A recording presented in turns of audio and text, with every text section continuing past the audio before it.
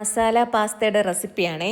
ആദ്യം നമുക്ക് പാസ്ത ഒന്ന് വേവിച്ചെടുക്കാം. തിളച്ചു വരുന്ന വെള്ളത്തിലേക്ക് ഉപ്പും മഞ്ഞൾപ്പൊടിയും ഇട്ട് പാസ്തയും ചേർത്ത് പാസ്ത ഒന്ന് സോഫ്റ്റായി വരുമ്പോൾ നമുക്ക് വെള്ളത്തിൽ നിന്ന് മാറ്റി ഊറ്റിയെടുക്കാമേ.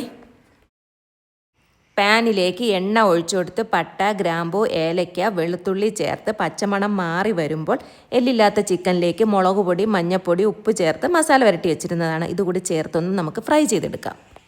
ഫ്രൈ ചെയ്ത് ചിക്കൻ ഒരു ബൗളിലേക്ക് മാറ്റി ഇതിലേക്ക് സവോളയും ക്യാരറ്റും ഉപ്പും ചേർത്ത് ഒന്ന് വയന്ന് വരുമ്പോൾ ഇതിലേക്ക് പച്ചമുളകും തക്കാളിയും ചേർക്കാം. അതൊന്ന് സോഫ്റ്റായി വരുന്ന സമയത്ത് ഇതിലേക്ക് ക്യാബേജും ക്യാപ്സിക്കവും ചേർത്ത് ഒന്നുകൂടി ഒന്ന് വഴറ്റിയെടുക്കാം. മുട്ടയും കുരുമുളക് പൊടിയും ഉപ്പും ചേർത്ത് ഒന്ന് ചിക്കിയെടുത്ത് ഇതിലേക്ക് മുളക് പൊടി, ഗരം മസാല, ക്രഷ്ഡ് ചില്ലി, മല്ലിപ്പൊടി, മഞ്ഞൾപ്പൊടി ചേർത്ത് പച്ചമണം മാറി വരുമ്പോൾ ടൊമാറ്റോ സോസും ചേർത്ത് വേവിച്ച് വെച്ചേക്കുന്ന പാസ്തയും ചിക്കനും കുറച്ച് മല്ലിയിലയും ചേർത്ത് നല്ലതുപോലെ ഒന്ന് മിക്സ് ചെയ്തെടുത്തു കഴിഞ്ഞാൽ വളരെ ഹെൽത്തി ആൻഡ് ടേസ്റ്റി ആയിട്ടുള്ള പാസ്ത റെഡി. ഇതിൻ്റെ ഡീറ്റെയിൽ വീഡിയോയുടെ ലിങ്ക് ഞാനിവിടെ ഷെയർ ചെയ്തേക്കാമേ.